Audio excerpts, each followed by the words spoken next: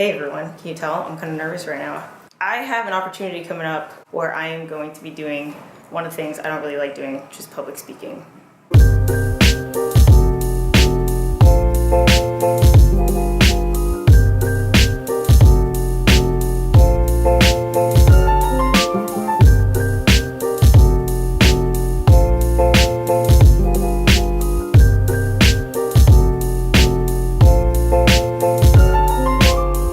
This is Tanya. Hi Tanya. And Cassie. And Jennifer. They're with an organization called Built by She. I'm going to let Tanya explain. So Built by She is a community of women, entrepreneurs, and wannabe entrepreneurs. Whether you have a concept, whether you have an active business, whether you're in growth mode. And we are building a platform for everyone to kind of come together and be inspired, be empowered. We're building programming. We have workshops coming up and roundtables and office hours and things like that as well. Jennifer's going to talk about the event that I'm going to be participating in. Hi, so the event we're talking about is Story Slam. We're going to be holding it at WeWork Long Beach on Thursday, August 3rd. And at this event, we're curating a night of storytellers to inspire an audience. And we're going to use the art of storytelling to help women put themselves out there, take the plunge, start their business, and show us that, you know, we're not all that different. And we all have personal stories. We all grew up. We all face challenges. And we all have really funny things that happen to us from time to time. And we're going to build upon that and show women how they can use their personal stories to tell the story of their business and what they want to do in the world. Cassie, give me a tip to storytelling. Storytelling, I would say stay focused and be detailed in one element. Don't jump back and forth. Know your audience probably is the best. Know your audience and try to connect with them. So, thanks guys. I'm going to tell you, I'm nervous about this. You guys know I love storytelling. I have 150 vlogs, each one being a story, but it's totally different to do it live in front of people. I'm used to staring at an inanimate object, so this is going to be different. Alright guys, I'm here on 2nd Street because it occurred to me to try filming some time lapses using the 360 camera. So I have my phone, don't tell anybody, over there on the island. It's on that sign and I've got the time lapse just recording. But yeah, while that's going, I wanted to talk a little bit about the speech, talk, story thing that I'm supposed to do for Built by She. I'm really excited to do this because it is something that I'm apprehensive about and I am nervous about. When it comes to public speaking and when I'm teaching something or giving direction, that's really easy for me to do. I could do this is how you upload a YouTube video. That's easy, but to talk about especially any of the stories and anything that's happened to me in the past year and a half because of my entrepreneurial journey and my journey as a vlogger, that's when I get nervous. But I did think of a good story. I think, gosh, I have no idea. I thought of something and I'm going to pitch it to Jennifer and Tanya tomorrow. So, more to come. Alright guys, so it is Thursday and it's time for the Story Slam. It starts in 20 minutes. I had an idea for a story, which I talked about earlier in this vlog, but last night, I just wasn't feeling it, so I completely scrapped the whole thing, and this morning I came up with a completely different concept for a story. I have 20 minutes to practice. If there was ever a time where I had to tell myself, just trust yourself, you can do this. It's right now. Here we go.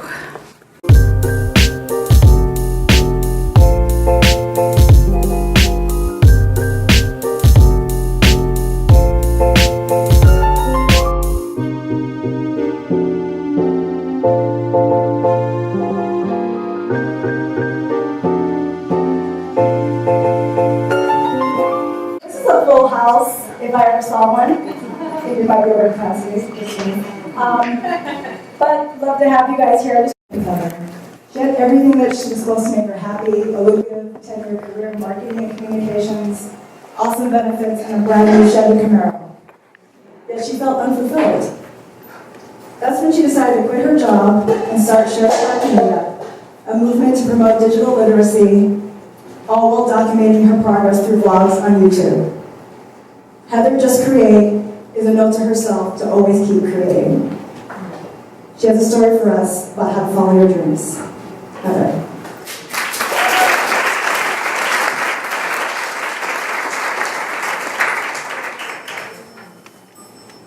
Hi. So I feel really proud and lucky to be standing here because exactly 1 year ago, I almost gave up on my entrepreneurial journey and I kind of just immediately hopped in here. Before I was an entrepreneur, I had a career in marketing communications. I had awesome benefits and I had a job that was paying me more money than I ever thought I would ever get, at least at that point in my career. And I had bought my Chevy Camaro. So life was good, but in February 2016, I decided to quit my job and start Sharespark Media, which was a movement to educate and empower people to utilize digital media to achieve meaningful goals. 6 months into my entrepreneurial journey, I was pretty much at the end of the line. I put my all into it, but I couldn't figure out how to monetize. I couldn't figure out how to build a business that would generate income. I tried different ideas. I brainstormed and talked to people, but I just couldn't figure it out. I picked up a few freelance projects to bring in some money, but really what was keeping me afloat was my savings, which 6 months into my journey, I pretty much dried up. So I was at the point where I was like, I don't even know if I'm going to make rent. I was working at a different co-working space at the time, much smaller than this, and the Long Beach headquarters for PostMates was there. And if you don't know what PostMates is, it's kind of like Uber Eats, where you can order food through an app and a Postmate will go pick it up for you and deliver it to your front door. So when I was first at that co-working space in June, I remember looking at the long line of people that was always in front of the Long Beach rep office, and I remember thinking, like, no, I can never do that. And then July came, and I'd look at the line of people, and I'd be like, no, there's no way I would do that. Come August, I looked at the line, and I was like, well, why not? I'm out of options. So I went to the rep, and I was like, hi, I'm Heather, I'm an entrepreneur, I need to be a Postmate because I need money now. It's like, all right, cool, just have to go to our onboarding session. That's what I did. And at the onboarding session, they don't actually tell you how to be a Postmate, or they tell you, but they don't show you. They don't do a demo of actually getting a delivery on your phone, getting into your car, going to the merchant, and actually getting the delivery. They just kind of walk through it step by step. So I was super nervous, I was so anxious, and I was like fully qualified to start making money that day, but I would get in my car and be all ready, and I wouldn't actually do a delivery just because I was so scared. And what I would normally have done is talk to someone about it, talk to someone in my life, a friend, a family member, but a lot of people in my life were not supportive of my entrepreneurial journey. They would tell me things like, you know, you can't do this, why are you doing this, how are you going to do this, how are you going to do that, you know, maybe you should get a full-time job and do this on the side first. But luckily there was one person, she was a friend of a friend, and I wasn't afraid to be judged by her. We weren't really that close. So I just told her, I was like, you know, there's this Postmates thing that I'm thinking about doing, but you know, not only am I anxious about it because it's something I'm unfamiliar with, but I feel like it's the most tangible form of feeling as an entrepreneur. Like here I was, you know, I had a successful career in marketing and communications, and now I'm delivering food to people. And I didn't want to tell anyone I knew about that because I was embarrassed. And she told me, you know, why do you see it as a failure? Why? Because the way that I see it as a sign of your dedication and how much you're willing to do in order to continue pursuing your journey of building Sharespark Media. And I remember when she told me that, I was like, I swear the earth shook because it was such a revolutionary idea and it was so true, but I would have never saw it that way on my own. So I got into my car, loaded up the app, and I was ready to go for my first delivery, which was an order at Wingstop to go deliver to Kelsey Long Beach. So went to Wingstop, and I told the guy, I was like, hey, I'm new at this Postmates thing, I have no idea what I'm doing, can you kind of like show me what's up? And he's like, oh yeah, you know, Wingstop is one of the most popular Postmates things, so I'll show you something to do it. So I took my phone from the order, prepared the order, made it look all nice, and off I was to go to Kelsey Long Beach. Then I was like, great, a huge college campus. Totally not going to find this one customer who's ordering each So I found the doors and I called the girl and I was like, hey, this is my first time doing this, and my first time on campus, could you help me find where you are? She's like, oh yeah, no worries, we chatted, eventually we found each other. And her being a college student, she was like, so how do you like Postmates? Because, I'm thinking about doing it as a side gig, textbooks and all of that, and I really need some side money. And I was like, ironically, this is my first job, and actually it's a lot of fun. And she was like, oh, okay, cool. I ended up doing Postmates until like 2:30 a.m. I did Postmates all Saturday, did Postmates all Sunday. By the end of the week, I made enough money to pay rent. And I remember thinking, oh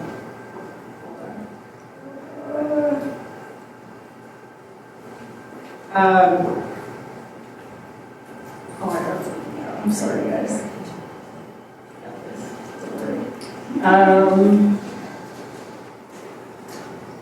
Oh yeah. Okay, so at the time, I took a challenge for myself to vlog every single day, which is basically to create and upload a YouTube video every single day. And there was one day where I just been working Postmates like all day, the sun was setting, and I didn't have anything. I had no content. And I was like, great, I'm about to break my challenge of creating a video every single day.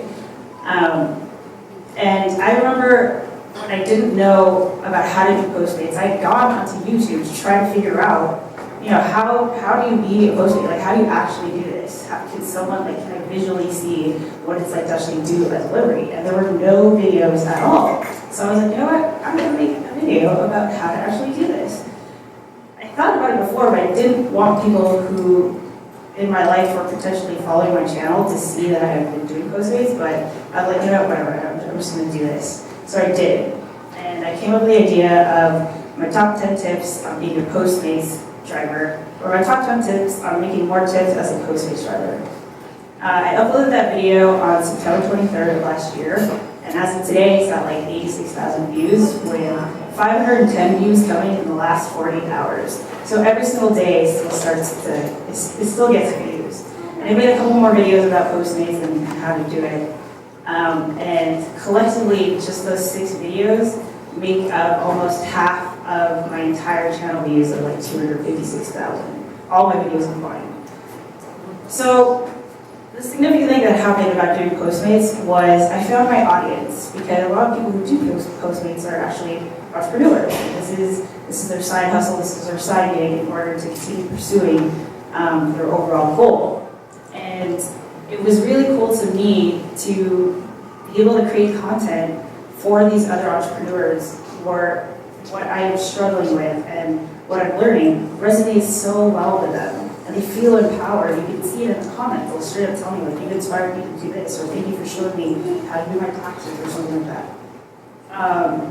And what I've learned is that every single day, I feel a feeling of fulfillment that I always thought one would feel after having followed their dream and crossing the finish line. And I had never felt that before, even when I had my career and the job and the new car and stuff like that. I feel that every single time I create a vlog or a live stream or whatever digital content that has the ability to make a positive impact on so many people. And the thing is, I have no idea, I still don't know what I'm doing. But what I do know is that every time I find myself in a situation where I'm anxious or doubting myself, or I don't feel like I'm good enough or whatever it is, for whatever reason, I now see it as an opportunity for me to discover a new dream that I could have never imagined for myself, and I just go for it. Thanks.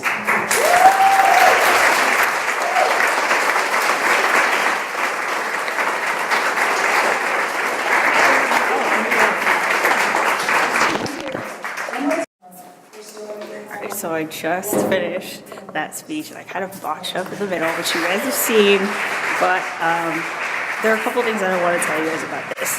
One, despite the fact that I'm a vlogger, and despite the fact that it might seem to you guys as a viewer that I know what I'm doing, and I'm like, this kind of all seems easy, it's still really hard. Like, I straight up had cotton mouth, I was sweating, and I was like, I can't believe I didn't bring water up here. I don't even think I told the story the way that I had practiced it, but I think the delivery hit home, so hopefully it was okay. I think it's important to challenge yourself and to do things that you're afraid of because you never know what's going to come out of it. I don't know like if my message resonated with someone in that audience who might be giving me an opportunity to do something else, you know, so rise up to the challenge if you ever have a challenge presented to you, because I've never regretted it. So there you go.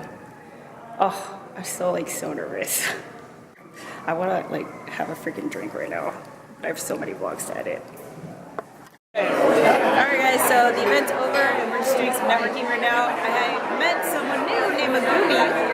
What did you think about my speech, my story? It was very inspiring, and your story actually touched me a lot, and someday in the future I want to do something that I love. I mean, I love what I'm doing right now. Something that, from my heart. Yay, I didn't mess up.